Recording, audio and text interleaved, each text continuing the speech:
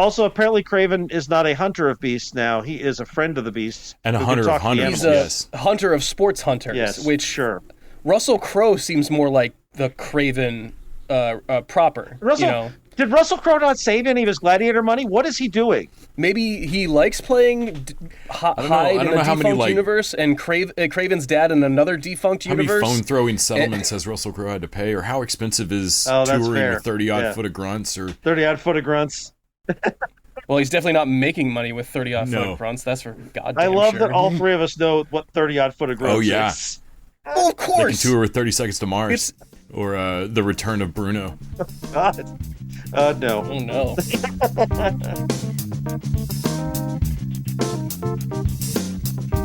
Episode 442 of the TV Dudes, recorded July 5th, 2023.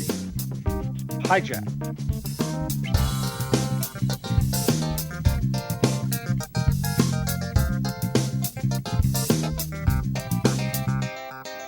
This week, we're talking about some new shows on Apple Plus. Hijack, and then The Silo. Then we've got Secret Invasion for dessert. Before we get to all that, I'm Randy. I'm Les. And I'm Nick. I was going to take over this entire episode right this second, but in the spirit of Hijack, I'm going to wait until after the opening credits and maybe almost to the end. And we're the TV Dudes. And we got some Apple Plus shows to talk about this week. Honestly, now that I think about it, TV Dudes reflects the current TV making that we only get to the actual main subject of our show 30 minutes in. Yes. It's accidentally meta. Is it a show called Hijack? Here's my TV Diaries for 48 minutes. All right. Let's start off with Appetizers with our TV Diaries. The Diaries of the Television Dudes. Brought to you by only the finest cocaine wine. And I'll go first. Y'all, I watched an entire season of The Simpsons this week. Oh, which season? I noticed that in your diary. Season 3, it looked like? I guess season 34, sir. Oh, okay. I was wondering why you jumped all the way back to like a Homer-centric... There's a typo or a there. Bart-centric. Okay. It was season 34.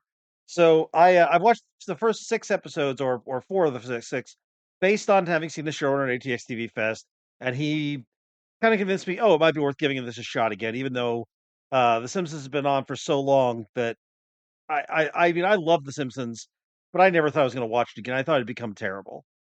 And even though I've gone back to it from time to time, I was like, overall, this show is probably worse than it is good.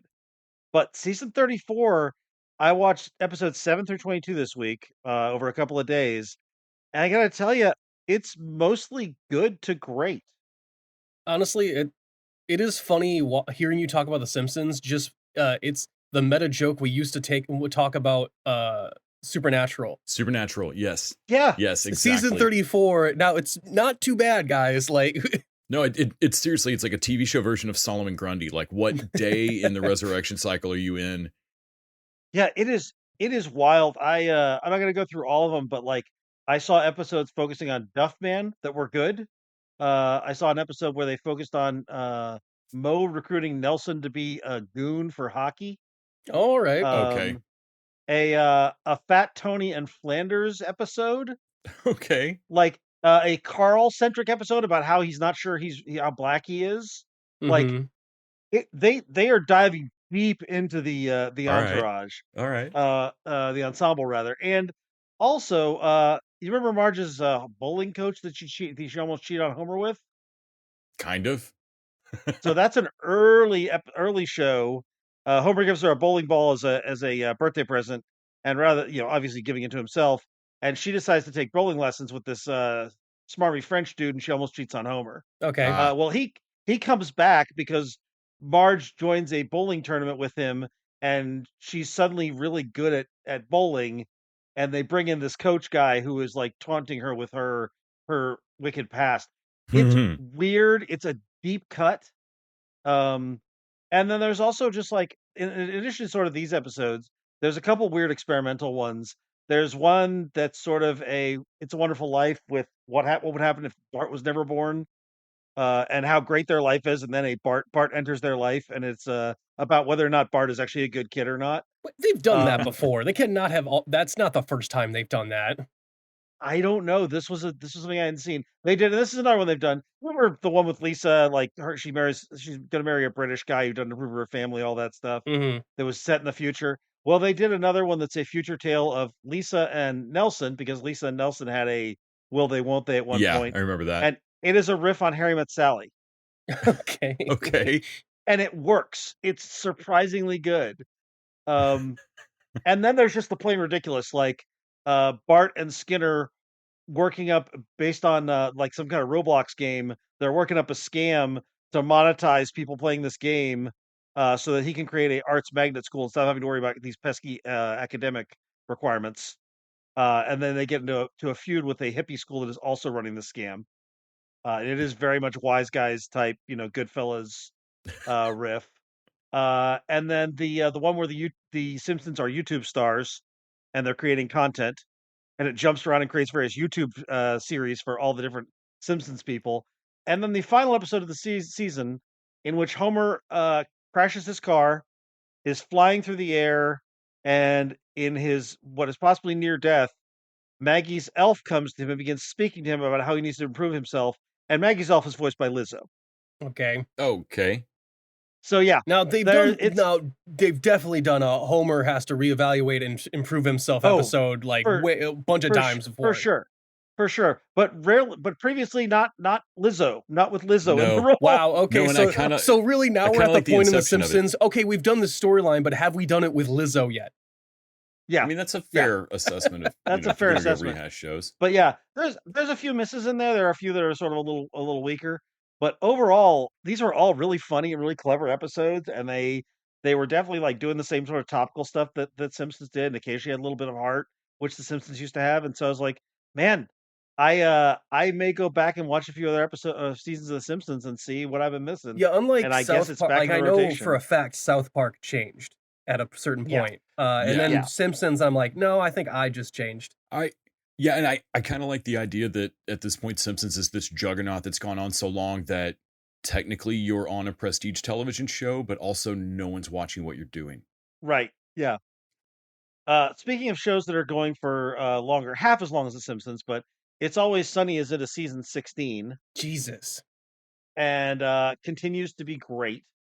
There were two episodes I watched this week. There was Frank versus Russia, in which Frank is playing chess against a Russian grandmaster. Um, Okay. I won't give away the story. It opens with this in media res thing where Frank looks all he's really sweaty and shaky, and Dennis and Charlie are leading him in to fight this to play chess against this grandmaster. It's very much a Rocky riff, Mm-hmm.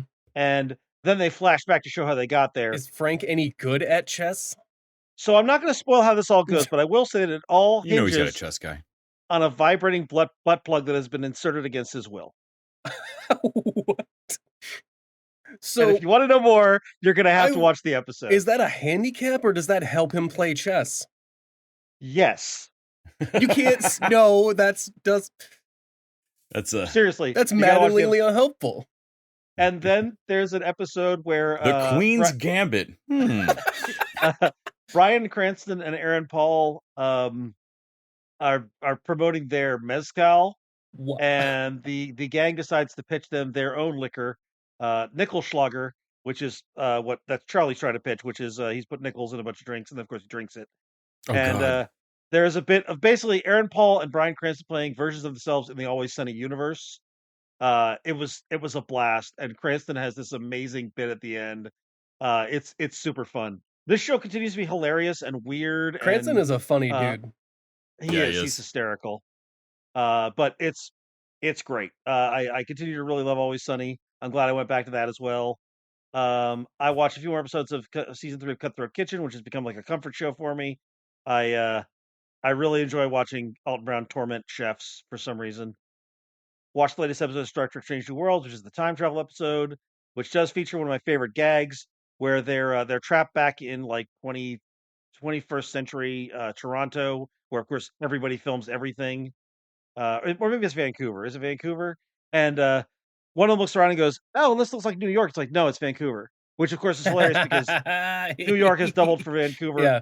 Yeah, which I thought was Duh, great. like, But it's a fun time travel episode if you like time travel, which I know that's one what of I you can't tell the does. difference. Yeah, no one can. Thank God. I've seen this, Allie. I would love if the holodeck, like the holodeck does not have New York in it, like it just has Vancouver. Like, Yeah, just Vancouver. We just Yeah. double everything for we paid for the rights for Vancouver. It was way cheaper. Yeah, you can't- walking into someone else's holodeck like, and is this Hell's Kitchen? No. You're like, well, if you want to get the holodeck upgrade, you can see That's holodeck New premium. York. Okay, that's holodeck It's holodeck plus. premium. Yeah, even in post scarcity socialist Star Trek, you gotta pay an upcharge. if you Mhm. want What's the New better York. replicator? Well, it's kind of like, yeah, they got the better replicators for the upper. Yeah, Yeah, there's still a hierarchy of some sort. that's right. Which Klingon does your holodeck have? And then I watched all our homework. Hijack, 3 episodes that are out. Silo 7 of the 10, and I went and saw Indiana Jones: The Dial of Destiny, which we're gonna do for our Patreon. And that is my my TV diaries for the week. What about y'all? I made Les, of course, watch another movie this week because at this this one was I knew a movie he had not watched yet, and I was sick of him not watching it, which was America the movie, American the yeah. Motion Picture. which couldn't be more appropriate for this week. Happy 4th of July. I actually watched it twice. I showed it to Lisa on 4th of July. Fantastic.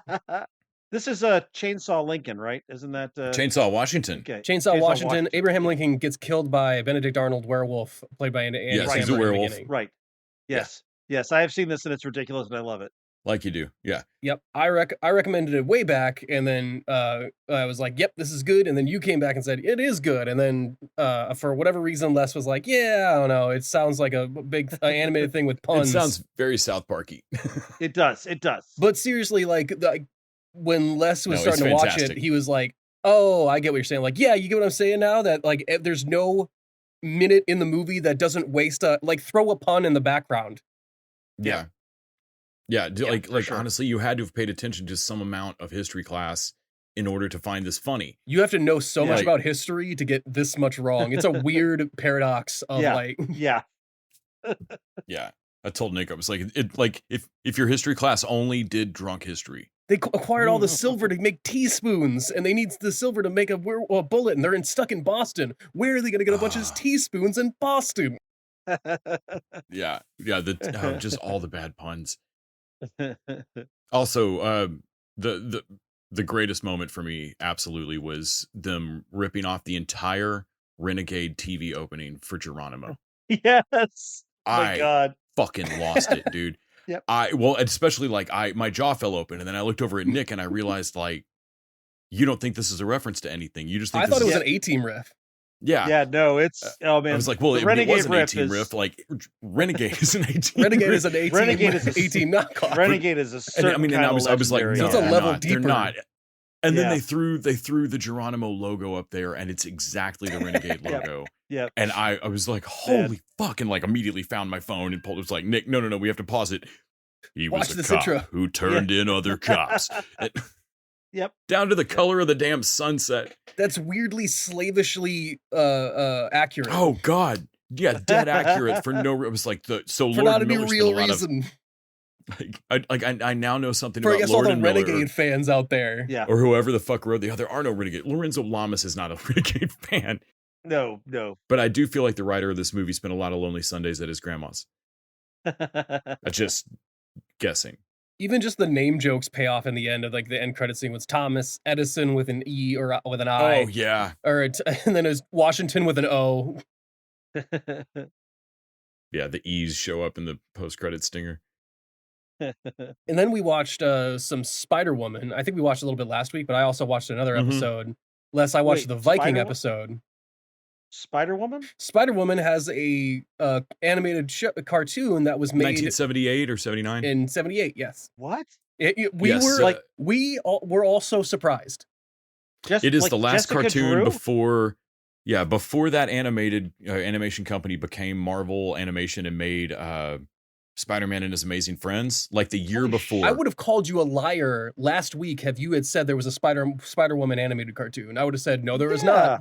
There is, and Yeah. it is. She works at Justice Inc. magazine, Justice Magazine, yes. or Justice Magazine. Yeah, it bears, like, on the one hand, it bears a little resemblance to the comic, but on the other hand, it has a lot. She fights Dormammu in episode 2. Yeah, she fights Dormammu. Episode 3, Les, she Okay. fights a bunch of Vikings from the past that are invincible in the future because they're just ghosts in the future. Okay. Okay. And not one time do they mention fucking Heimdall or Thor or Look, any of that shit. she's got spider telepathy.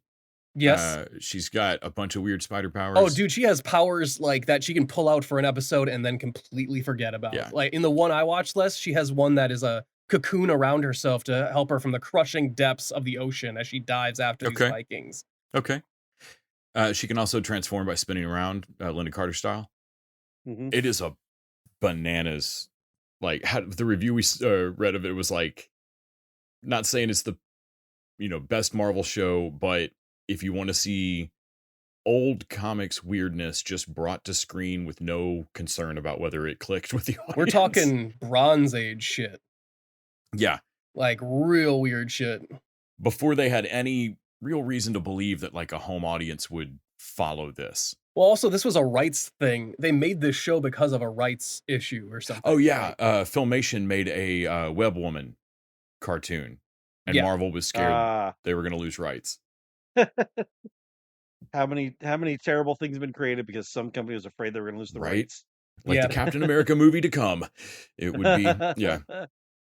Oh, See the also 80s Fantastic one? Four. Ew. He throws that motorcycle up on the roof. Oh, so good.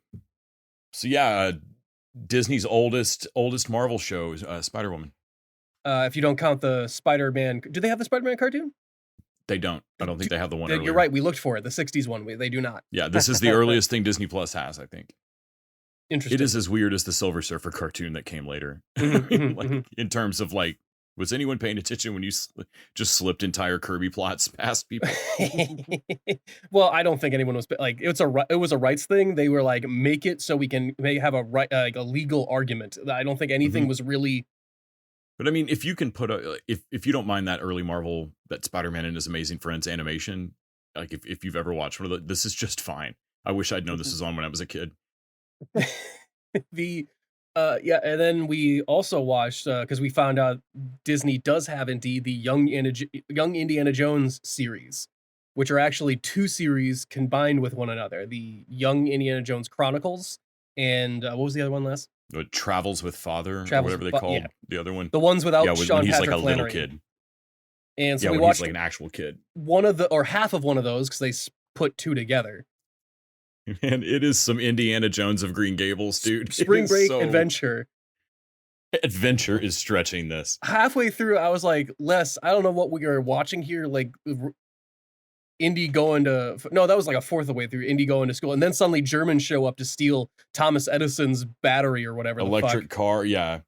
Clark Gregg is in the lab working on Edison's Yeah, electric car battery. you when could the you could Nazis imagine show it's an up. early Shield lab.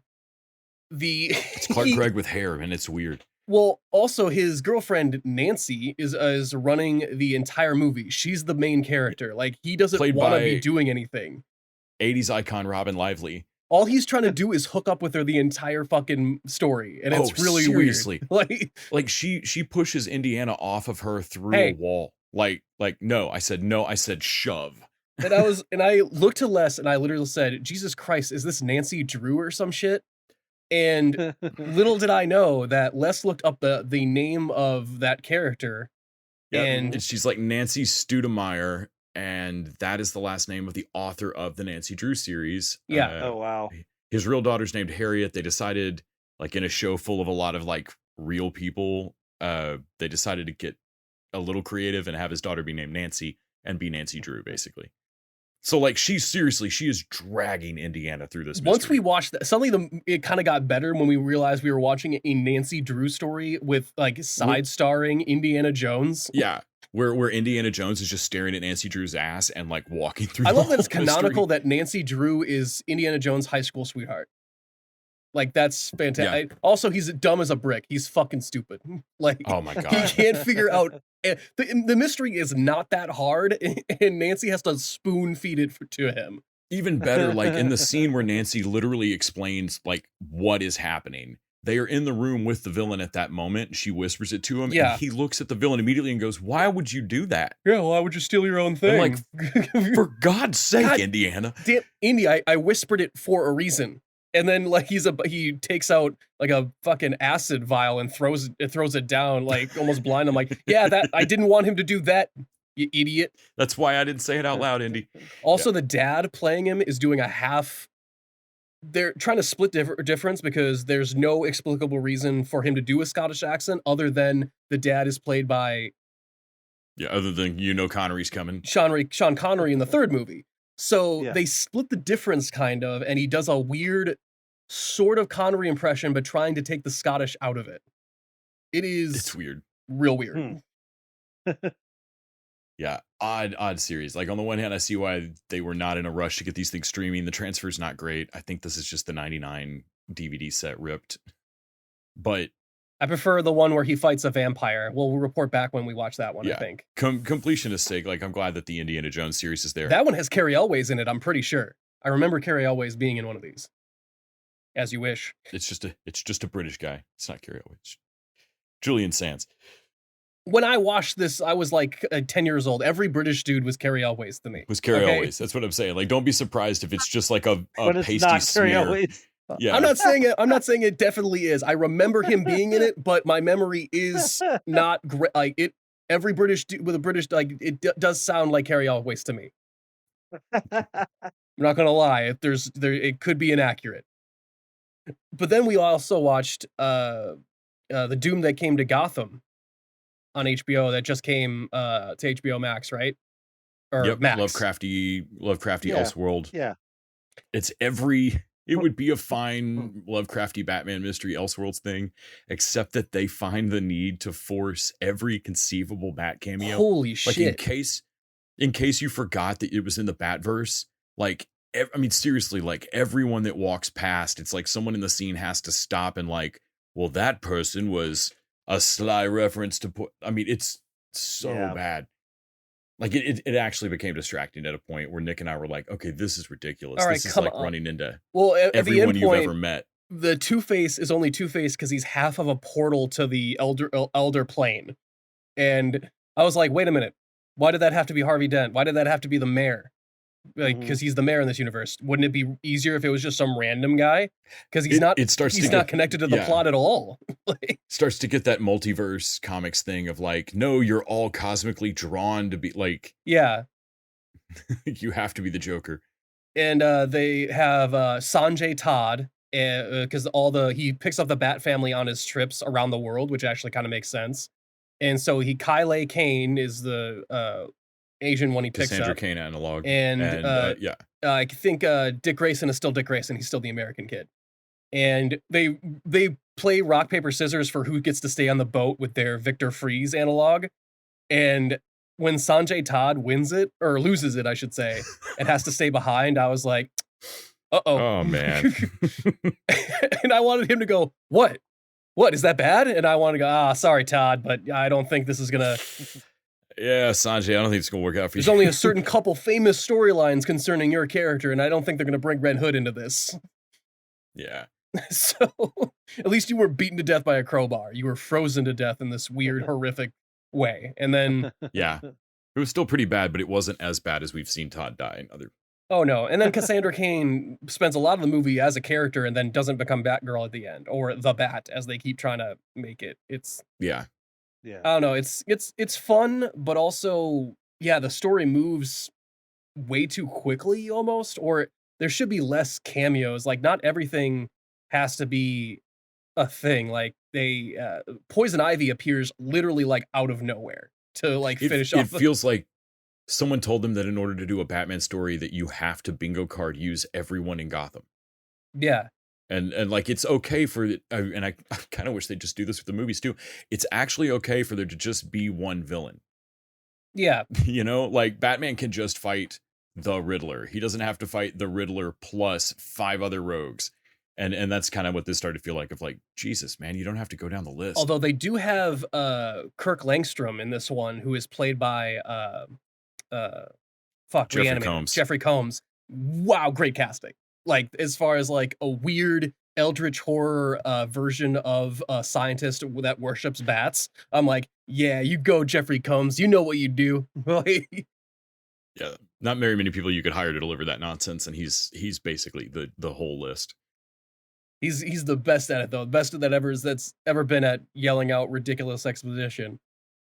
What else we watched last? We watched Let It Ride. That's the movie you showed me this week. Yes. Richard Dreyfuss, Buster Poindexter, can't remember the guy's real name, where Richard Dreyfuss has an incredibly lucky day at the track. Like, he can't lose. Yeah. Despite being a completely degenerate gambler. Adorable 80s movie. Robbie Coltrane and Terry Garr, Jennifer Tilly. Yeah. I love this movie.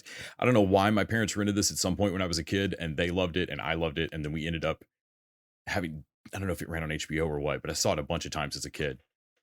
And there's a couple of Richard Dreyfuss's yells that for whatever reason became common in my household. The God likes me. He really, really likes me. And it's funny. This usually I'm like, oh yeah, I know this movie. I've never seen or heard of this movie. You can tell why. It's not particularly. There's nothing revolutionary about it. It is just cute. You know. Yeah. Okay. Yeah, Dreyfuss is pretty funny. Robbie Coltrane's funny. It's the cutest movie about a degenerate gambler that's on a win streak that you will ever see. Yeah. I think the most of the fun for me out of it comes from watching him. There's obviously like the jockey club where if you're winning, you can go drink at the track, but that's really not where he's ever drank because he's a complete fucking loser. And so like the shithole dive bar at the track that he drinks in that is just full of like desperate gamblers with crazy intricate systems to pick winning horses and shit. And they don't like him when he's losing. They don't really like, but they really hate him when he wins. Yeah. And like watching the backlash of like, yeah, Trotter, go for it. You motherfucker. You couldn't have said something. You couldn't have told somebody. They're and all he's on like, his side when they think he just tried. pisses away. And he's honestly, it's not like the movie, he's actually trying to help them. Yeah. Like when he realizes that this is something cosmic and like, no, guys, something is going Something's on with weird me. is happening. And he really tries to bring the whole bar along a couple of times. He tries to bet on a losing horse and he gets arrested, so he doesn't make the bet and doesn't lose. He really he's looking around like, can I not lose? Like there's no way. And yeah, every woman in the fucking racetrack is totally into him. Like it's not even just the betting thing. It's like he has a blessed day. Like he asked God at the beginning of the day, please let me have this win day so I can get even. And like God listened and like, hey, no matter what, this day you got it. Like you got the touch. And like he, in perfect 80s movies fashion, like there's no it's like Groundhog's Day. Like there's no explanation of how this works or when it, but like he feels it end and it bookends the movie. Like, okay, I think this is the last one.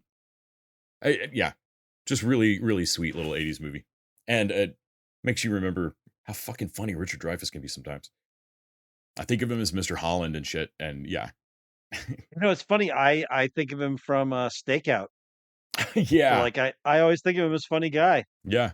But he's done more drama than comedy. You're right. This is definitely like maniac Richard Dreyfuss energy, which is great. Nice. I can only think of him as Hooper from Jaws. Yeah. Gonna need a bigger bet. Then we're still not up to date on the Puppet Master franchise. We are one further because we finally The Littlest Reich finally hit Tubi. Yes. But we are still one behind because Dr. Death also released on Tubi and we have not watched that yet. No.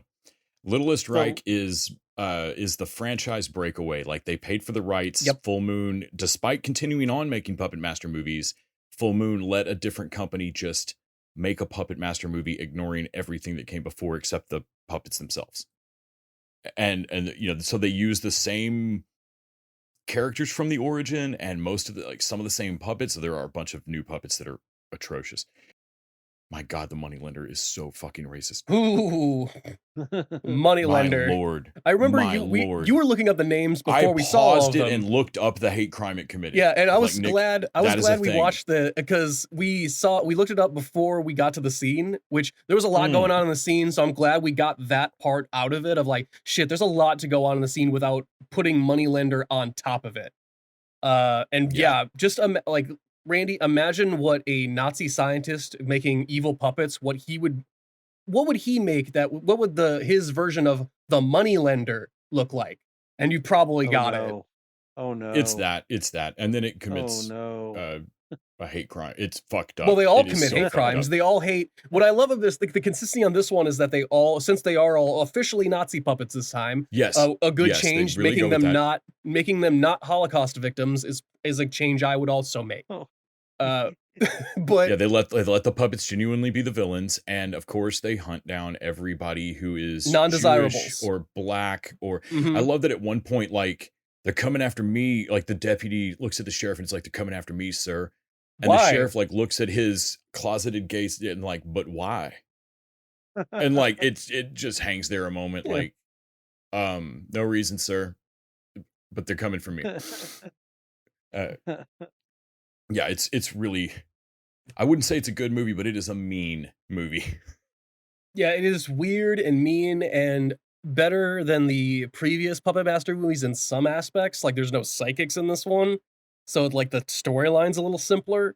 But also, they follow the same lines of like, everyone has to like fall and then stay still so these puppets can murder them. Like, Yeah. there's no, I don't know how Chucky gets it. How does Chucky come off as a legitimate threat, but the Puppet Master puppets never get there? Yeah, seriously, because I mean, it's so Somehow obvious. Chucky like, actually feels why dangerous. is that Chucky is person also, laying down on the bed? In this Chucky's scene? also 'Cause funny, you're about to die. but it's not like Chucky isn't funny, but he is also and then this one tries to remain serious for a long periods of it, which is hard to do when they're puppets. It's yeah, Right? and we know they're puppets, and you know the movie knows they're puppets, but you're still gonna go. You're making me go through this whole. We're gonna act like this is a real horror movie. Okay, Like, they're I don't know what we're doing. man, you are not making Hereditary here. Let's get to the puppets. I also watched or we also watched From Yeah, finished Yeah, up from finished off season From. 2. Yeah, which is, I think it ended pretty strong. It's hard to It tell. does have a big sea change, though. I mean, like it. Yeah, I wouldn't say it answers any big it's questions. definitely it's a better ending than the first season, where Yeah. it feels like an actual season finale. Like, okay, it actually That's feels like good. a season That's finale, good. Yeah, not like it just cut off mid-season. Like, yeah, Okay, they do. all They right. do already have a season 3 as well. I'm enjoying how they've expanded the universe. Like without directly answering anything, they're kind of showing other aspects of what's going on. That like I feel like I'm starting to put together a picture of like maybe what's happening to them, if not how. yeah, because I'm hoping that the villain they focus on this season, because they kind of move away from the monsters for just a minute. They do a Freddy Krueger type thing with like a new type of new danger, That's new fucked up. stakes, and then that seemingly gets resolved at the end of this. And I'm hoping that doesn't just get forgotten in the next season, like certain seasons of Lost, where like, well, we're gonna forget that basically happened. Yeah, was there a smoke monster? Don't worry about that. And then I watched Ruby, season 7, I think. Yeah, volume 7. They come out in volumes. Which Ruby is a show that I keep trying to like. I liked very much in the beginning and still enjoy somewhat. It's not like I hate the show or anything, but it's definitely, now that it's not a comedy anymore, I am slow to the uptake of like, I'm years behind on it. But it has magic and melee weapons that also almost all of them are also guns. So that's pretty cool. Magic guns. Like the scythe is also a sniper rifle. Gauntlets are also guns. The fencing sword also has a revolver on it. Like all of them are kind of neat. Nunchucks are gunchucks. Like everything is. There's nothing that can't be gunnified, which is what I kind of like about it. That's so weird. But yeah, it comes from Rooster Teeth, and I feel like they're better with comedy, and they're their lore and story, like their actual story building is kind of weak. Like it feels like just not as like, like I don't want to tell them like, stick with the jokes, but like maybe have them be part of your backbone rather than like having a lot of it hinge on actual like stakes of this actual storyline or whatever. This is not World of Warcraft. This is not fucking Lord of the Rings or something like that. Yeah. And then I watched The Witcher, the new season of The Witcher, which Or half a season. half a Right? season. Yeah, there's 5 episodes of season 3. This is the last one with Henry Cavill, so we have a couple more episodes with him, and then it's going to switch to Liam. Yeah. Interesting. I like the Witcher show, and then every once in a while it'll do something that I'm like the final episode of this one, the episode 5. After all the like complaints about the first season and how the second season was appraised for not doing the alternate timelines thing, episode 5 shows the same night like 3 or 4 times from not even different people's perspective. It just shows the same people, but just shows scenes they haven't shown before. Okay. That's a weird way to do a Rashomon episode. You do it from one person's perspective and then another, right? They don't do that. It's just a story told, and then it's basically like a bad joke teller of like, oh, I forgot to tell you about this part though. Oh yeah. And it comes off as weird and forced, and the whole entire time because it repeats the story, you have to hear the choir sing the song. It is not all as it seems. Do you get it? It's not all as it seems. Do you get? Yes. We're gonna play it one more time. I don't need you to. Did you know it's not all it seems, motherfucker? Yeah, I watched the first couple episodes of The Witcher, and I think I said I had enough. So, well, it does prove that I think Henry Cavill can play an actual character that is kind of emotionless and weird, but also put some life into it. I know that he's basically played a weird wooden version of Superman for most of his career now. Yeah. But honestly, between this and his Guy Ritchie movie, I'm blanking on. I was gonna say once I saw Man from U.N.C.L.E., I'm like, oh, this guy's a good actor. Yeah. I really do think that it's, man. I think a direct like. I think it doesn't. For some actors, they're good enough that whatever the material is, they can rise above and give it something. And I don't think Henry Cavill is at like that level, but he's, if you give him the material, I think he can deliver. Yeah, no, I think that's right. You have like a scale of like Henry Cavill to Sean William Scott, and you've got Channing Tatum in the dead center. Yeah, well, I think Channing Tatum. I personally think Channing Tatum rises above to the like. He's gotten so good lately that I feel like even nothing parts. Like, there's a reason they put him in the nothing part in the train to what was it? Fucking train movie. Oh, Bullet Train. Bullet Train, yeah. Because he has like 2 lines of dialogue and he kills both of them in that he's movie. willing to, because he's willing to say whatever the fuck. Yeah, he's also Washington in America. This like some sex stuff? Because that's not a hard no. It's not a hard no. Yeah, I actually have come to really like Channing Tatum in a variety of things. So, which, I mean, we're always willing to do another movie marathon of Tatum. Damn near killed him. Now, I need you to be honest with me, Les and Nick. When you come up with these movie marathons, is it because there are movies you want to watch, or is it because you have a name for the movie theme? Oh, the latter. Absolutely the latter. Yeah, it is not. It is. I mean, I want to deny that, but yeah, it is very. If the percentage, there was another even worse one that we were like, okay, if you won't do Tatum, that damn near killed him. Oh, the Oliver Platter. Look, the joke is going to get old after 2 movies, and I'm going to forget it for the first 2. So we're not gaining anything out of this. You should pick movies we want to watch. I don't understand. We don't get what you're saying. I'm not following.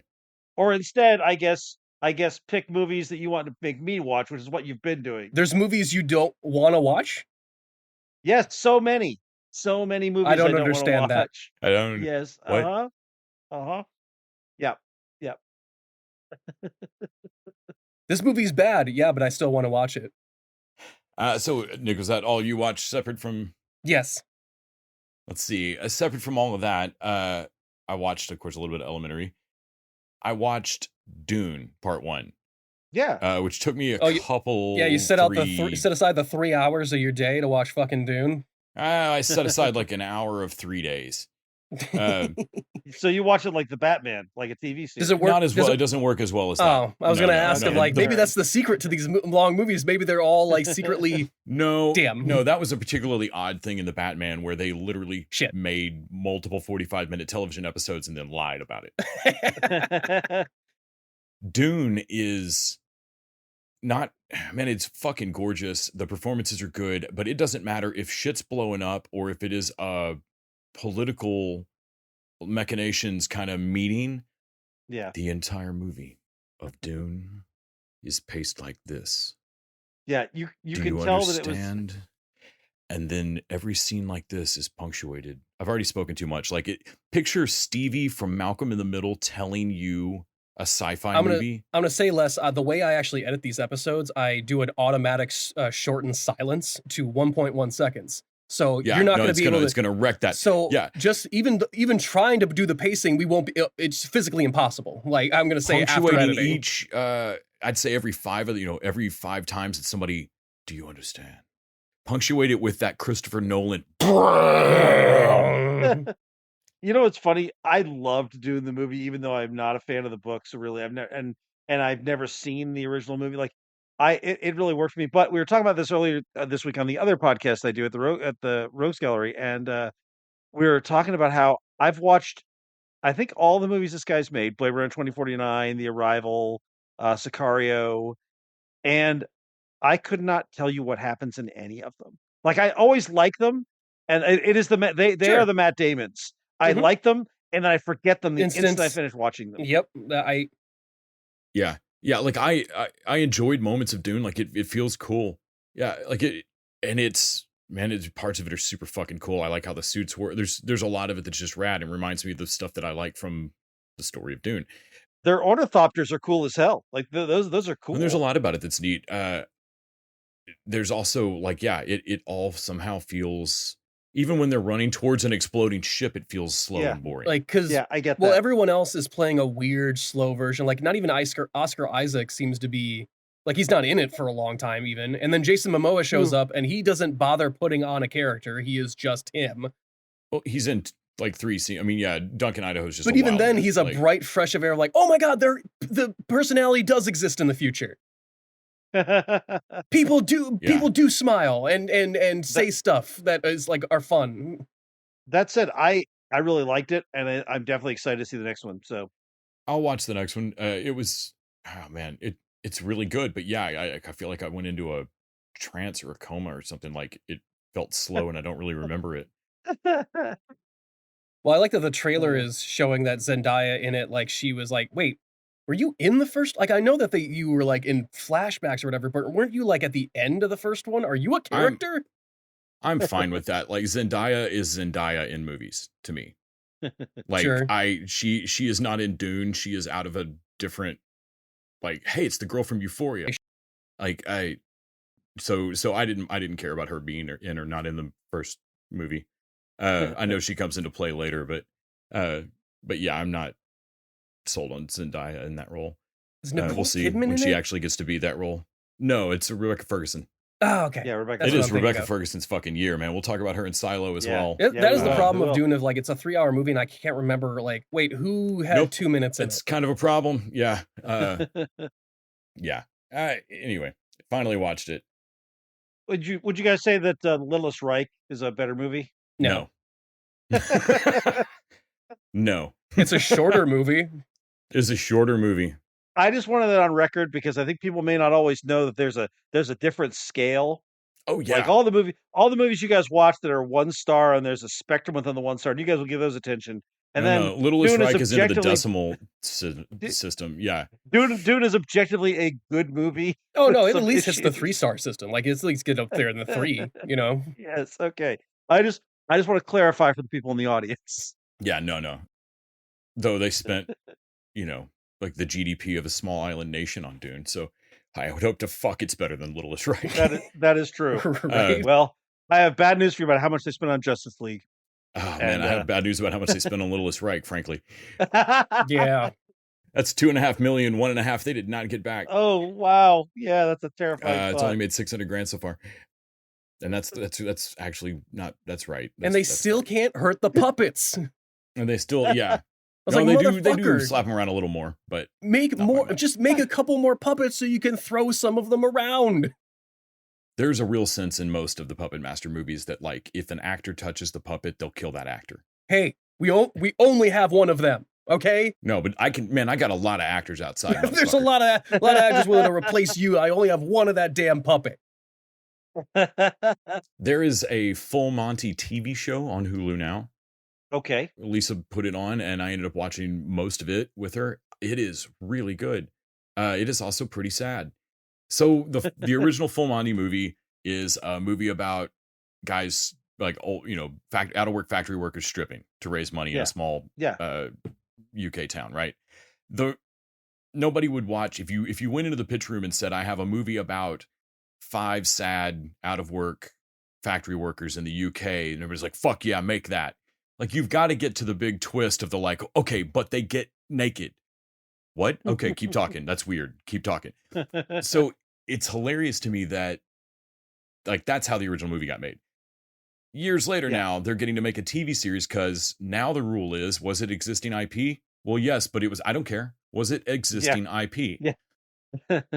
And so they got this Full Monty show made, and it is a fucking bait and switch. Like, they're old men now. Like, they're not putting the band back together to do another strip show now that they're in their 60s and 70s. Like, that's not the plot. It's just catching up with where they are now. And if you thought the town was dismal before, like, you ride out of the credits on that movie thinking, well, things will get better. No, you just watched basically the high point of the town, of their lives. Like, it's gotten so much worse. Like, nobody's aged well. Nobody's doing great. A couple of them are doing okay, but most of them are not doing great. Most of their kids are not doing, like, and you watch, like, a really sweet show about what it means to get old and not have succeeded wildly, but just have friends and take care of each other and be in your 60s.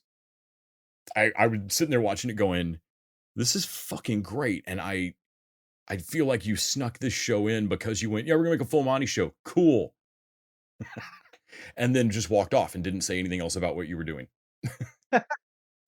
Because it is a wonderful show about getting older and friendship and the realities of fucking life and how shit works, and just really well made. Very surprised. I mean, I shouldn't be surprised. It's FX on Hulu. FX is getting pretty good at this TV thing. I think they might go places. Yeah. Of course, we watched all the other things Nick talked about. Fanny finished out the Breaking Bad, so I've watched the Breaking Bad finale with her. And then I got to catch a couple of season 1 of Better Call Saul. Fuck, I love both those shows. Yep.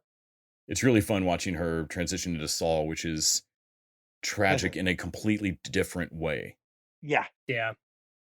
But also, like, it is as beautiful, like, it's as well made a show as Breaking Bad, but it also can't work without Breaking Bad. Well, it feels like Walter White's self-destruction is somehow way faster, even though it's the slow realization. Well, with both of them, really, it's the realization that they've always been this guy.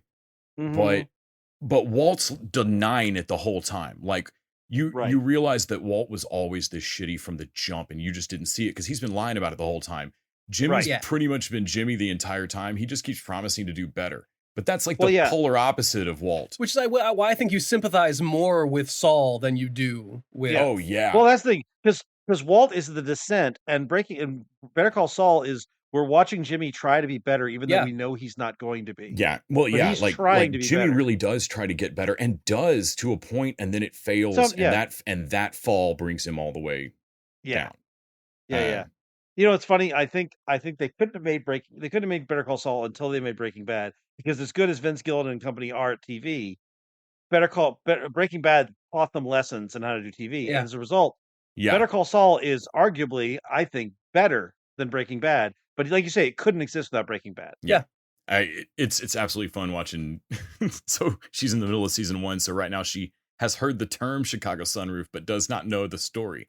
Oh, I cannot wait for her to see the episode where Jimmy breaks down in front of a bingo room of elderly folks, and I forgot about the explains bingo what a room. Chicago Center explains what a Chicago Oh, Center yeah. is. That's Oh, yeah. yeah. Man, it's the bingo room where he hangs out to get clients to the old like. Oh man, when he takes notes on making the episode I watched with her was him making the Matlock suit and taking notes on Yeah. how to dress. Mhm. It's so good. Also watched, let's see, Silo, Hijack, and then while I was over on Apple TV, I watched the first couple of For All Mankind. Yeah. I want to like it as much as Halt and Catch Fire in terms of kind of real, kind of alternate. Yeah. Because it's an alternate take on the space program. The Russians Right, get to the right. moon first. And- They're basically a step ahead of us at the first couple of moon things, and it makes Nixon fucking nuts. But it's funny watching the stuff that, all right, because there's a congressional hearing into how the hell the Russians beat us to the moon. Teddy Roosevelt has to cancel a party one weekend, and it's it would have been the Chappaquiddick event. So you can be pretty certain in this universe, like there's a good chance in this universe that Teddy Roosevelt makes a real run at president. Yeah. Not Teddy Roosevelt. Teddy Kennedy. Not Teddy Roosevelt. Teddy Kennedy. What am I thinking? Teddy Roosevelt did make a real run for the presidency. Yeah. Good Kind on of a him. successful one. Pretty successful, if I remember correctly. Yeah. Yeah. Although my education does come from America the Motion Picture, so maybe not. Right. Yeah. The old. Well, I mean, you know, he was nice enough to be at Lincoln's funeral next to Washington. And Obama. Yep. Yeah, and Martin Luther King. I think Lucy was there. Marilyn Monroe was definitely there, hanging by Kennedy. And Kennedy. As they've saying, Eternal Flame, I think. Yes. Martha Dandridge sang the Bengals' Eternal Flame. Yes. So yeah, For All Mankind is my other history lesson this week. It's not bad. I enjoy it. It So started to pick up in the so they the Russians beat us to the moon. Then we go to the moon because we were almost there, and they just beat us by like a week. Right. And then about the time that we're on the moon trying to celebrate that, they send a woman up immediately and shame the fuck out of us. And like they do this great shots of like watching all these women, like all these girls and stuff, like watch the and like the realization that moment's happening, but not because America did it, but because Russia can make a solid claim that women are doing better there, even if it's not true. Yeah. Like, and so we immediately have to put together like, well, Nixon wants a female astronaut. Like, cool. We don't have any in training. Yeah. Like, we'll get somebody. Like, well, we'll need to get 20 to find one. Like you could tell, like Nixon's press office is like, pick a woman. Just we'd like a blonde woman. Nixon would like a blonde woman on the moon by next week. And they're like, well, we'll have to like, put 20 people through training. So they go back to the handful of women they did have in the Mercury program that and then apparently had decided that they just weren't going to. Penny from Lost is one of them. Jack from Ted Lasso is one of them. And so like I think it's the third episode is all the women going through training, and it's rad. That's really fun. So, it's funny. I have friends who adore this show, and I guess it's like 3 seasons in now. Yeah, it's 3 seasons in. I have friends who speak so highly of it. Yeah. And I watched the first episode and was like, nah. But so many people love it, and some people say it got really good that at one of these points, it's whenever the writer's strike really hits. Yeah. I will maybe put that on my list. I'm interested in seeing, because they're in the 3rd season now. There's a time jump between 1 and 2. Yeah. So right now you're seeing the alternate of like the 60s space program and going to the moon, but we're already like way off course. Like we're definitely about to build a fucking lunar military base on the moon. And I'm pretty sure by the end of season 1, we have a couple of people living in it like 3 months at a time. Yeah. Like we go straight at it because Nixon's embarrassed and we divert a crazy amount of money towards this.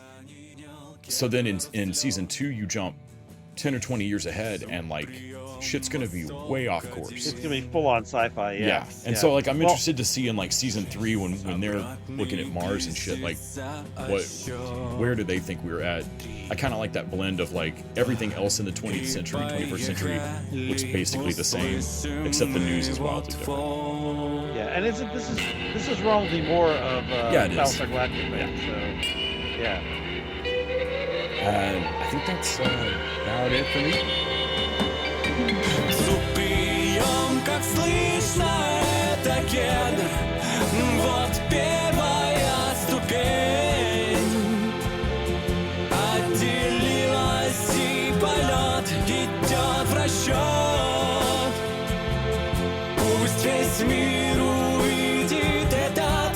manöver.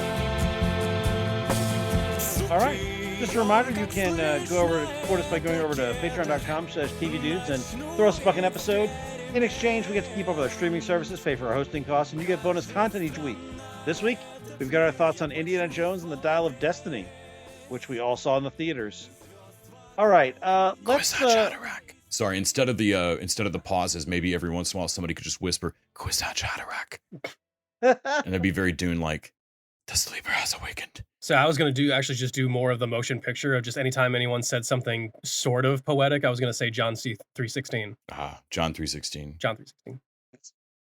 All right, let's talk about our main course this week. Let's talk about Hijack over on Apple Plus, which is a new real-time show, 7 episodes, 7 hours, starring Idris Elba. 7 hours. That's as long as the flight is. This is a show I honestly expected to hate this. I was like, this is going to be. I think I thought I knew exactly what I was getting in for. Yeah. I figured, okay, Idris Elba's going to be some kind of ass-kicking sky marshal. It's going to be Passenger 57 or whatever that movie that Liam Neeson was in, Nonstop. It's going to be one of those. It is not. It is instead. It is legit thriller. It is pretty tense, and I was pretty taken with this actually. The first 20 minutes of the first episode, I was like, I was in the exact same boat. I didn't really want to watch this. It didn't look like it was going any place. Yeah. Particularly different than the other 3 airplane shows I feel like we've seen in the last couple of years, one of which had Right. Archie Punjabi in it. Right. I was like, seriously, I feel like I've seen this and already said no. Yeah. And then And the chef turned it around and gave it a different garnish and was like, and this is the different entree, sir. Yes. Yeah. But that garnish was Idris Elba, and he is really like the boring parts of the show, he is carrying it through. Is that Archie Punjabi? I was thinking that I'm not sure that's. Oh, it is her. Yeah, that's her. Mm-hmm. I thought it was an Archie Punjabi type. Nope. Nope. It's just departure, but turned around. Wow. The interesting thing here is that they have managed to hold back what the shit the hijackers want. We still have no idea who's actually running this based on the little bit of info, even in 3 episodes. But yet there's real threat. Yeah. And there's real mysteries, like the limits of information, like them trying to figure out whether the bullets are blanks, like the limits to what they can know, and his sensible, like, hey, you're making assumptions. Well, because hey, it's a TV show, you can spend an episode on whether or not they're blanks and have that be the premise of that episode. And how real how real is this threat? It's very much from the point of view of the passengers. Like, we don't really get in the inner lives of the hijackers very much. I feel like any other show would have spent by episode 3, we would have already jumped over for at least 15 minutes to the hijackers and seen their plan and what they want. Yep. Well, of course, Idris Elba is our smart character. I love that we've not. Yes, and I love that he's, like you said, he's not an ass-kicking air marshal. He's a corporate negotiator. And it really, he's trying to keep everyone else on the plane from doing something stupid, because the hijackers are, and I'm running on this theory that they are being forced to do this as well.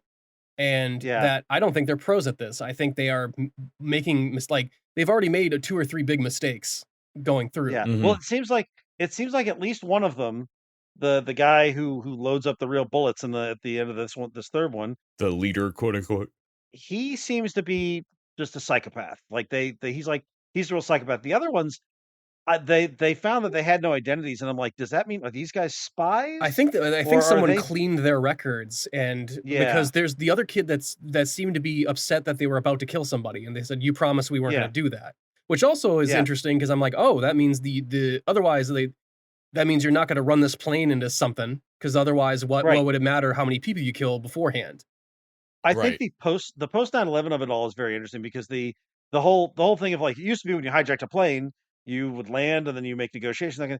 Since 9/11, there's this understanding amongst passengers of, like, well, shit, we have to do something, because we can't we're going to die anyway, and we don't want to die being crashed into something. But there's also the understanding among everybody on the ground that there is no waiting for you to land or negotiating. If they figure out that you've hijacked the plane, they're going to shoot it down. They're going to scramble these jets and they're going to shoot you down wherever you're I love that. I love that. Like, then that's one of, like, Idris Elba has to stop some idiots from trying to be heroes early on. He has to stop. But one of the things he has to stop is, like, hey, I know like the pilot trying to let signal that they're, get some signal or whatever, and like, hey man, I know you think this is going to work, but what it's going to do over Iraqi airspace is get us shot down. And I- he's doing it while appearing to be on the hijacker's side. Yeah, like I don't Right, give a yeah. fuck about what they want or whether they get it. I don't care. Which I is just a wanna double-edged survive this. sword because the passengers do see this and are pretty convinced he's on their side because he's helping them Man, out. for a minute I significantly. thought Yeah. For a minute, I thought really that the crux of the show was going to be the passengers hating Idris Elba. And luckily, the passengers tend to figure it out pretty quick. That like, oh, this guy's just not trying to die. 3 separate segments of the plane that have different, the first class people, and they're trying to subtly give messages to one another. Like the bullet, what I liked about the bullet episode is the amount of steps it took to even verify if there was a real bullet. And that I think that's the secret of all this. The geography of the plane. This is very much like a play in a lot of ways. Yes. It is a small space. It has a limited number of characters, and they are really doing a job of giving us conflicts that feel important but small. Yes. Like figuring out what the hijackers are up to, figuring out whether they have real bullets. The question of what's going on is really interesting. Even early on when some of the hijackers, you heard one of them speak in Arabic, right? Like, well, we got to take him down. And even before Idris Elba split up, I was like, you're on a plane leaving Dubai. Yeah, you're leaving Dubai. One of you probably should speak Arabic because most of these, at least 25% of this plane. I was going to say, like, at least there's going to be a significant portion of these people that don't speak English. Yeah. And the way they dole out information is interesting without you feel like they're holding shit back to be coy. And the way that the plane feels small, but also there's a lot of people. Like there's so many people to manage. Yeah. And Idris Elba is trying to keep people from doing shit that's dumb. The hijackers are trying to keep people from doing shit that's dumb. And even Idris Elba is like, look, you're you're like a half hour, an hour into your plan, and already something's gone wrong. You got 6 hours left of this, and it doesn't matter how many times you threaten these people, someone is gonna do something dumb. And his initial pitch of I'm like, I don't give a fuck about any of these people. I want to go home and I'm gonna help you out. And poor what's his name as the air traffic controller on the Dubai side. Oh man. Oh yeah. Abdullah. Man, I felt bad for that guy. Although I kind of like with him and Archie Punjabi, I was like, these two feel like too similar of a character. And the wreck of a mom air traffic controller. I was like, shit, man, you're redundant. You're redundant now. Yeah. And then he's my favorite character, and then they fucking burn him down in episode 3. It was his, I'm it was pretty his sure birthday, that man. I know that was like, and I'm pretty sure the dude from marketing's fucking toast too. Yeah. Which sucks is because it was redundant for the store. Like his investigation didn't, because Archie Punjabi and them are already up on, like his contribution was calling in the first false alarm. Yep. So that they're well out of your airspace now. You have no reason to keep on this. So that when the woman from the American or the London side of things calls, I love when she gets there because it's like, wait, so there was 2 calls. What do you mean? Yeah. When you called, they said it was a false alarm, which means someone else already called. We were the second call, and something's fishy here. And she's immediately suspicious. They said they handled it. How's that work? I love when this is the truism. This is where stuff feels real too. It's like the reason anything got caught is because someone's a pain in the ass. Yes. Mm-hmm. Because you know that 95% of people doing this job would accept the easy solution that's like, oh, this allows me to keep going about my day. But she's a pain in the ass. Yeah, we already checked on it. It's fine. She show her outside life is a mess. Like she's made the excuse of the appendix. She's 15 minutes late. And then the minute she's in the chair, she like, oh, this is why you keep this chick around. She's because she's good at this part of the job. Yeah. Hey, Randy, do you remember Pushing 10? I remember it existing. Yeah, that's about the only reason that's about all you need to remember it. That's not the worst review for a movie I've heard. It has man, it should be telling that that's both of our reactions to a movie with Billy Bob Thornton and John Cusack in it. Yep. But yeah, air traffic controllers having this just like being complete fucking wrecks, disheveled nut cases outside of work, and then just like locking it down. I always love that kind of trope myth. I also Ben Miles is the pilot, and I've always liked him and stuff. He was in Andor but I remember him from like Coupling and as an announcer in Speed Racer. He's been in a ton of stuff, and he is doing a good job in this role too. Mm-hmm. I I really the like this. Nick, the best line in the movie that, or in the show so far though, but well, when we called to check on the incident, the pilot sounded very calm. No, but you can't go by that. They all sound like that. What, pilots? No. British people. Like, I love that. They give you that's nothing. actually a reason, that someone gives for like, well, I don't know if the pilot's lying or not. He's British. Yeah, I can't tell if he's under duress.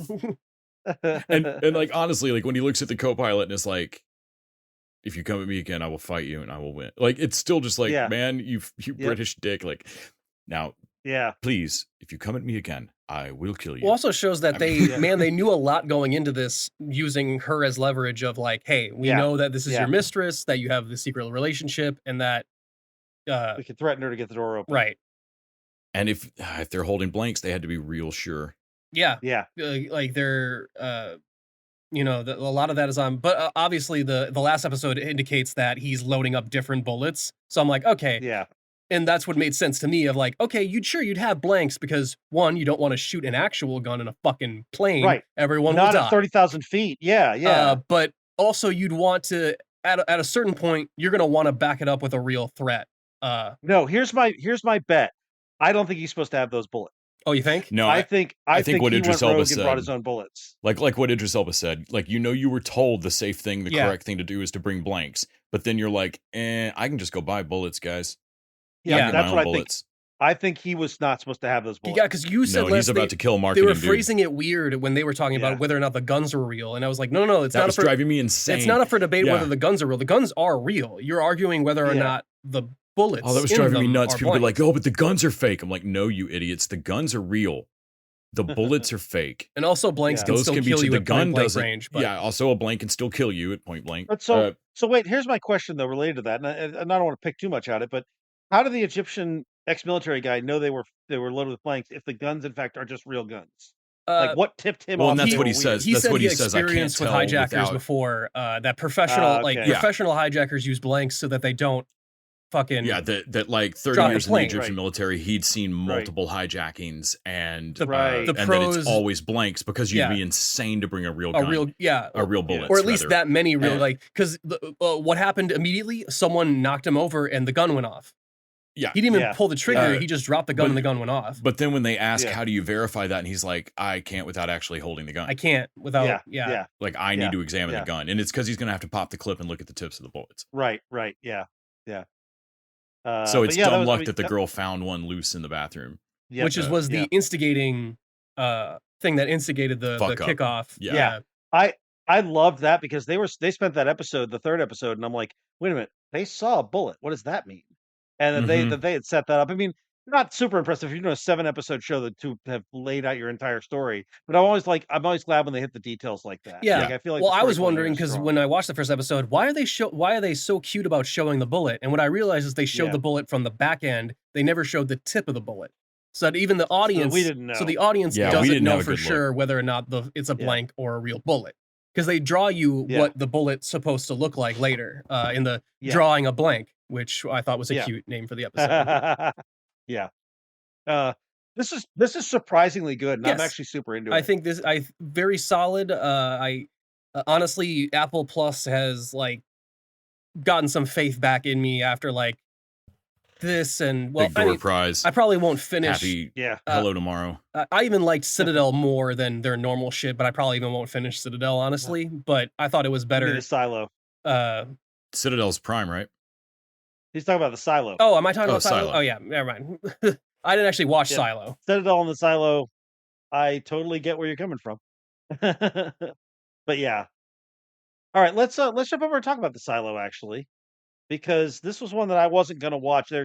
Despite the fact that I really like Rebecca Ferguson, there was something about the way it was marketed. This looked like Foundation and every YA Foundation. series that I mean, When Nick this walked was out and was based on- like, is it a prestige bummer? I was like, actually not. It's actually got a murder mystery to it. It reminds me of Ascension, only I believe this with Apple is going to actually get a season 2 and not cliffhanger me. right. I will say I don't love it. I only like it, but it's I was worried that what they were going to do is big, like you say, prestige bummer. But they definitely their world building's interesting. I mean, it's based on a novel series, so all the world building was done for them. Yeah, yeah. But the characters are solid. Like the character work is really good. Even when I've Googled a couple of the questions that I had in terms of the stuff I'm sure is fleshed out in the novel, that just Yeah, there's occasional what the fuck, how do they not know about X or Y? right. And all of those, like every time I think I had about 3 of them where I was like, wait, what? And then Yeah, when I sat and thought about it or kind of pieced together, like, no shit, I'm pretty sure the author actually did the math on that. yeah. That's right. And then on one of them, so Rebecca Ferguson has a weird accent to me. Just that's her real accent. She's Swedish and British. Right. Or Yeah, I believe Could be worse. It could be Swedish, fucking Swiss. platonic. Right. So it wasn't that weird, but her accent's strange. And I looked up like what are the accents supposed to be in Silo? And I found a Reddit thread where somebody was like, I cannot figure out what accent. Like some of these are British actors and they're not doing their. I've heard them do a normal American accent. This isn't it. What are they doing? And the first, like one of the first answers was from the book author. Well, somebody had answered that like, I'm pretty sure they're not supposed to be real. They're not supposed to sound like us, right. but they're not. But there would be accents the way that there's a difference in the Bronx and Queens. And the author was like the first response of like, yes, can't speak to the actors' actual speaking voices, but in the book, in the books, they don't sound like us. It's not supposed to be an American or a British accent. This is in the future. And they're siloed off. That's actually kind of cool. Like when I see it, when like I think of the Game of Thrones video game made up an accent too, and that's cool in Mhm. theory. And when I see it, but in practice, It's so like weird. anytime I do audiobooks and I see that someone's like, "Oh, here's a pronunciation guide for this language I made up," skip. I go like, "Yeah, I'm not learning a language to fuck it." Like, I respect to any actor that puts like is up to like, "Oh, you want me to learn how to talk not an accent that exists, a completely new one." Oh, okay. Yeah, you know, everybody coming off the Avatar set speaks Na'vi now. Oh Oh God. God. Oh. Yeah. It wouldn't bad enough having to be an avatar. You have to speak Navi for the rest of your life. But I kind of dug that like there's stuff that gets dropped throughout the show where you start to get a bigger picture of how their memories are like how their history's like this. Yeah. Where I started to really like it kind of wrote a line occasionally of like, okay, we're almost getting too big sci-fi. It is very Mhm. Snowpiercer-y. How the fuck do y'all live here? You know. Yeah. Yeah. But that's always going to be a problem with big sci-fi. I don't care what you need to do to the districts. Running a Hunger Games is nuts. That's just Yeah. insane. Yeah. That's Yep. not the solution you'd go to. Yep. But it's fun for a novel. What are you right? talking about? And, The Purge completely makes sense, Les, if you think yes, about it. totally. And this definitely falls into like big event like Purge or Yeah. Snowpiercer or whatever. Yep. But in terms of the work they put into it, I dig it. And I really like the central mystery of like, there's a lot of people just staying busy and trying to get through living like this and not thinking Mhm. about it. And then you've Mhm. got a murder mystery that like starts to pick it. It's a good setup. Yeah. My frustration is, and I enjoyed every episode as it goes along, and I'm enjoying the slow burn of it. My frustration is they open it with these two characters, Rashida Jones playing one of them, and I think it's David Alewo Mm-hmm.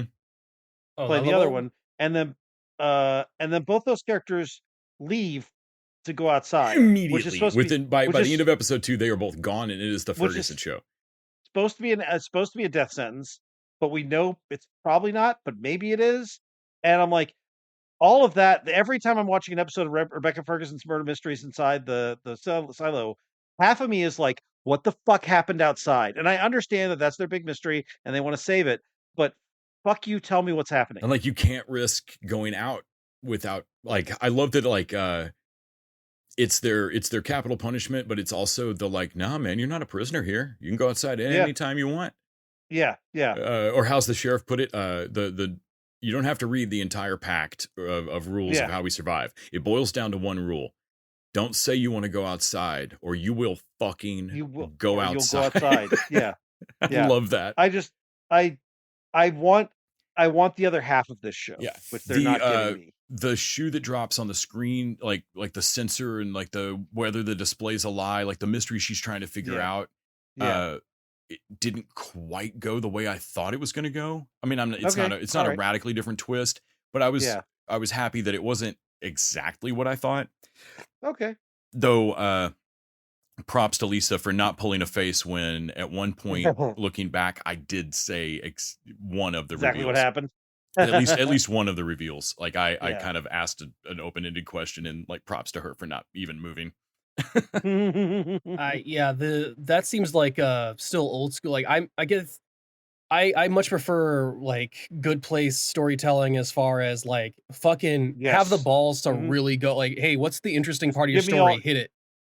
Give me Yeah. all your stuff. Give me everything. There's more story to be told. Yeah. I know there's like this is a trilogy of novels, and I'm sure they want to do all three. Sure. Yeah. And with for Apple sure. TV and Yoast, they may have secured that I'm a little deal Yeah. from the jump. I'm just a But little I jumpy still would from have like loved the to Lord have- of the Rings level, like Rings of Power Right. level of, oh wait, here's Yeah. the interesting part of the story in the first 5 minutes, and now we're gonna go follow another thing.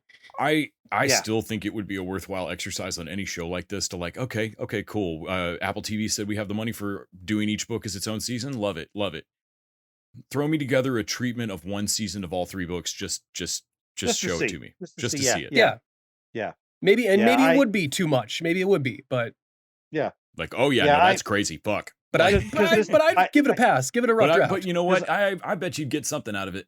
I do because I do like this show, but it is too slow for me. And the thing is, I think Graham Yost is great. I love Justified. I can't wait for City Primeval to come back. Well, But what I this think this that is a little slow. it learns from like Shadow and Bone is my new favorite example of if they had Mhm. followed the storyline, it would just be the fantasy shit, and no one would be talking about that show probably. Like they Right. wouldn't You have needed done. to jump ahead like 6 books. But we need Yeah. to get the fucking crows. rogues in there because they're Crows, they're yeah, awesome. Yeah. And Yeah. it's not that the other parts of the story are bad, but it's like, yeah, but these are the interesting characters. Come on, guys, let's be real. Yeah. The problem for me on that is that I only care about the crows. Yes. Yeah. All right. So we have dessert. Shall we talk about Secret Invasion? Ooh. Let's do it. All right. So we are now at the halfway point.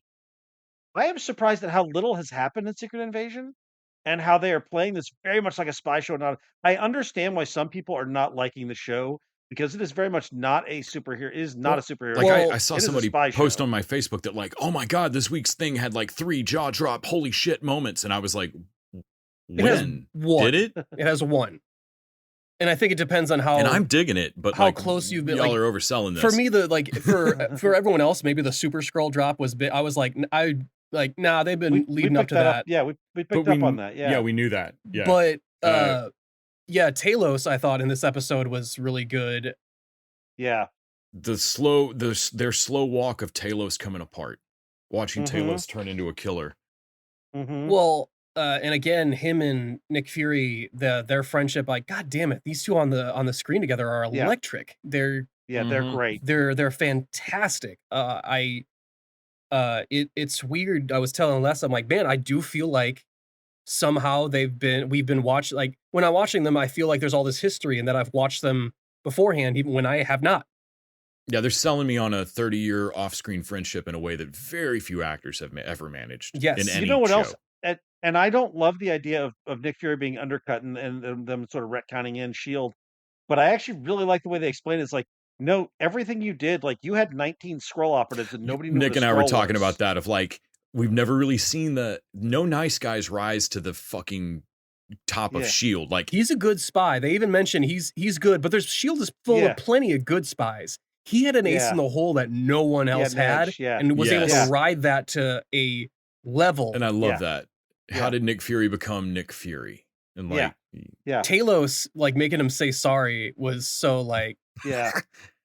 and then immediately I need an apology. I already used my apology for today. That was my favorite bit when Olivia Colman is like, yeah, I already used my apology for the day. Oh man. So I think the bit that Nick and I didn't get to see last week was the reveal of his wife. Yes, man, I so wanted to talk to you guys about that. so that was interesting in that, and they kind of come down on it in this one as far as, well, I don't really work for you. We technically don't exist, and Nick Fury like really coming home. Like she said, like, I expected you to come home. That's like, this is not a casual. Yeah. That's his wife. Like, this is Yeah. this is Hawkeye secret family level shit. Yes. Like, and and the sadness of like, no, which leaving me are you apologizing for? Because I don't really blame you for the blip, but then you reappeared after the blip, then left. and then you left me fucking again. Messed up, dude. Like, all this stuff, I was like, Nick leaving his friends. That's a level of fucked up. I get that. And then, but then he was like, I'm like, yeah, he's a spy, and he had to go do that to the wife, like leaving his wife there. I was like, damn, dude, she thought you were dead for 5 years, and the minute you get back, you fucking leave. That is some cold shit. They backfilled a lot of this. The Nick Fury of Secret Invasion, it's not quite the Nick Fury of the MCU. Like, they definitely are changing him. Like, the idea this guy had a secret wife for the whole time we were watching him, doesn't click with the way we've seen Nick Fury because in the Nick MCU. Fury we've seen in the other MCU movies is an act, and that's how they're playing it. And I think that's interesting as far as when he's around Talos, he's much closer to how he was in the Captain Marvel movie. Yeah. And I feel like that's more of the real him coming out rather than the super spy he's been to all these other godlike heroes that he's been around. The only advantage he has is being this man of mystery to all these super powered people. And and I think the reason they did that is the reason they've changed the Punisher or Daredevil a little bit going forward, of like, we have to give them something. They can't be just an all-knowing super spy, because that's not, there's no growth there. There's no character. Right. So he's a more interesting character because he's more flawed now. So you don't get as much of the badass Nick Fury, but although you still get badass Nick Fury. Don't get me wrong. Sure. But he's more of a, like, it's one thing if he's a dick to the Avengers. They're kind of like, they're work colleagues. Him being a dick to his wife and his longest friend is like, come on, dude. Are you like, what kind of monster would go? Yeah, they're definitely undercutting the sort of badass version of Nick Fury, and the badass version of Samuel Jackson has spent decades now being badass Samuel Jackson. So to play sort of a vulnerable, kind of older, broken version of himself, I think it's a real interesting. I think stretch. it's interesting. It's working, but I also think I understand why for some people it's a bridge. I think it was a risky move, obviously, making that character more vulnerable and undercutting some of his badassery. Yeah. But I feel it's worth it to get a more nuanced version of what really seeing Nick Fury and how the blip affected him. And he's a real person. Like, he's a real person with real faults, and handled it badly, like a person would. Yeah, I really am liking it. Yeah. Speaking of how things affect people, is there a reason that the Super Scroll process made Gravik way more Cockney? Yeah, I noticed that too. I was like, wait a minute, is he now like a Guy Ritchie level of Cockney? Like, he now has the power of rhyming slang. Correct me if I'm wrong. He was freaking more proper British during the council meeting, right? Like, well, maybe he was faking being high end, and now he's got his job, so he's like, I can go back to being myself, my Cockney self. He's like, I'm the leader now. I can be my Cockney self. I thought he was a double at first. Like, that wasn't the real Gravik. In the morning. Ding dong, and bells are gonna fucking chill. Also, dude, do not mention Talos' daughter to him while you're talking. Oh my lord, he will. That's fucking a sore kill you. subject. And I think that's what we're to take away from, like, that's a point of no return. Gravik he was comforting that kid now. and like, hey, are you gonna kill my dad? I don't want to kill your dad. And like, I thought he was gonna have to stop Fury from killing his dad, and instead, he fucking guns that motherfucker down the minute he talks about his daughter. But what's going to be interesting is that Gravik followed through. I mean, I guess it's possible she's alive, but she sure as fuck looked dead. Well, they did the thing of showing her turn back scroll, which has been their shorthand for no really dead. Yeah. I think I see, if I remember the trailer for this show more, I think I remember a few more scenes with her in it. But those could be flashbacks. It would behoove Gravik to have another scroll turn into that human face, which is not her real face. Right. Just to buy you time to keep Ben Mendelsohn from murdering you. It's you. not like Maria Hill. I've seen all her scenes in the trailer. I was like, oh no, she gone. Yeah. But also, if this is the thing, if you know that Gaia was your traitor, you can have a double agent. Yeah. Right. Well, I would think because him killing her is weird. I was like, man, you don't want to keep that as a chip against Talos, though. one of the like 2 people on Earth that know like and really could fuck up your plan. I would have another scroll turn to look like her former human face and just put a gun to that scroll's head. Yeah. Sure. Yeah. By the time you got close enough to figure it out, it would be you'd have. They do show the scroll, her scroll body, but we've never seen her scroll body before. Maybe the person he shot was actually another scroll taking her place. Yeah. And is a like maybe. But it's tough because we see her without much of a cut. I don't think we see her make she does she the grabs job for him, and she does the job, and then she grabs the motorcycle, and then she goes. And she goes. There's not. Seriously, until it's all done, I'm not going to be sure where. The only thing I think of is that the black guy from the beginning, the black kid, that showed his face. They showed him in the beginning of this episode, and then they showed him going forward. And I thought he was gonna switch places with her at some point. Mm-hmm. But I don't think they did that. I think he's gonna pop up later as wherever he went to infiltrate. Right. Yeah, it's so far, man, I'm digging it. Like it. Me too. It's. I mean, like I said, it's not the craziest one, but I love that. I kind of love that they're playing it as a straight spy thriller. Yeah, it's not what I was expecting. I was expecting it to be a lot more Winter Soldier, a lot more actiony, and it is not that. It is more Jean Le Carre type. Yes, They're definitely gearing up towards a final episode where it's going to be a bunch of Super Skrulls. So there's going to be a big fight. But I hope they don't go the route that Marvel always does and make it a big CGI super fight. Oh, it's definitely got to be though, because there's Super I will be Skrulls. shocked if we don't see War Machine gunning down some Super Skrulls. Yes, I mean, come on, like they're basically, and then I think Extremis helps you heal, but I think you can still get shot, right? Yeah. Like it depends on where you get shot. I think. Right. Hard for me to remember. Yeah, we definitely see him demonstrate Extremis. Yeah.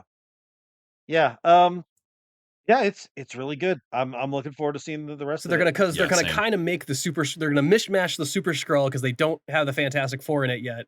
They're gonna miss. Right. The fire comes from the Extremis, and then the stretchy shit comes from Groot, and like they're gonna kind of mishmash it. I kind of like that. Yeah. And the strength comes from the big Guardian thing and Groot. Mm-hmm. But they don't have invisibility. I don't think they will have invisibility. Yeah, well, I don't think anyone's really invisible. There's no invisibility in the MCU. Yeah, not in the MCU, no. not yet. But yeah, all right. 3 more? 3 more. Yeah. 3 episodes, 6 episodes and out. That'll wrap it up for us this week. Thank you, Nick. Thank you, Les. Thanks, Randy. Thanks, Nick. Thanks, dudes.